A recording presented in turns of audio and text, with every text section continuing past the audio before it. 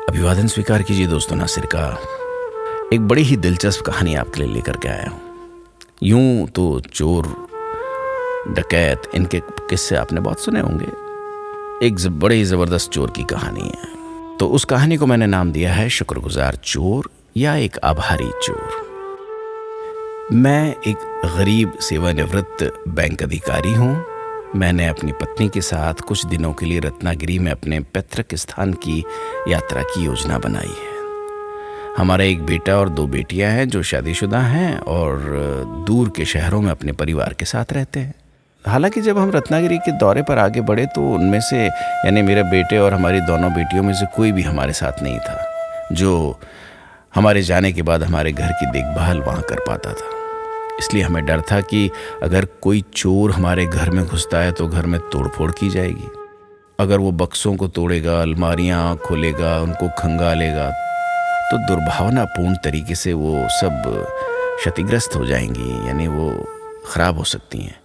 और अगर चोर को कोई पैसा नहीं मिलेगा तो निराश हो जाएगा।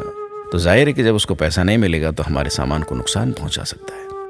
इसलिए इंसानियत के तौर पर और उत्पीड़ितों के लिए प्राकृतिक न्याय के अपने सिद्धांत को ध्यान में रखते हुए मैंने सेंटर टेबल पे 1000 रुपये नकद रखने का फैसला किया और चोर के लिए एक छोटा सा नोट छोड़ा।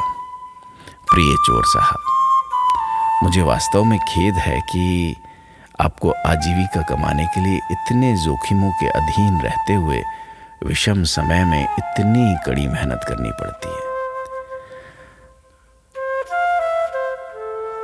यदि आपको भूख और प्यास लग रही हो तो फ्रिज का उपयोग करें। प्रिय चोर साहब, यदि आप अपनी कमाई को विस्तार देना चाहते हैं और जोखिम लेने की इच्छा रखते हैं तो मैं कुछ महत्वपूर्ण जानकारी साझा कर रहा हूँ। सामने की जो ऊंची इमारत जो आप देख रहे हैं ना, उसकी 8वीं मंजिल पे एक टैक्सी ड्राइवर है जो अब शायद पॉलिटिक्स में आ चुका है।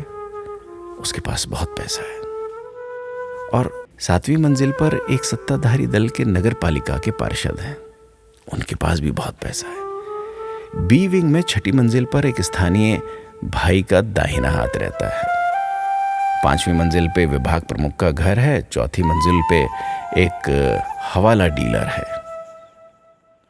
इन लोगों के पास काफी नकदी होती है और चोरी होने की स्थिति में ये इतने समझदार होते हैं कि पुलिस को भी रिपोर्ट नहीं करते। आपको शुभकामनाएं। मैं आपके फलदायी फसल की कामना करता हूँ, कमाई की कामना करता हूँ। अपना ख्याल रखें।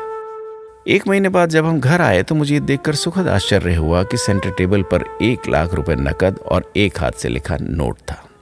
मेरे प्रिय गरीब बैंकर, आपके अमूल्य सुझावों के लिए धन्यवाद। मिशन सफलतापूर्वक पूरा हुआ और अच्छी कमाई, अच्छी फलदायी रही। इसलिए प्रशंसा के प्रतीक के रूप में मैं आपके प्रति हार्दिक आभार व्यक्त करने के लिए 1 लाख रुपए नकद छोड़ता हूँ। फ्रिज में मैंने एक chocolate cake, 1 kilo dry fruit, कुछ अच्छी ड्रिंक्स की 2 बॉटल्स छोड़ दी हैं। मुझे उम्मीद है कि आप भविष्य में भी ऐसी और अधिक आकर्षक टिप्स साझा करते रहेंगे। वंचितों के बेहतर आर्थिक विकास के लिए ऐसी बहुमूल्य खुफिया जानकारी देने के लिए धन्यवाद और बधाई।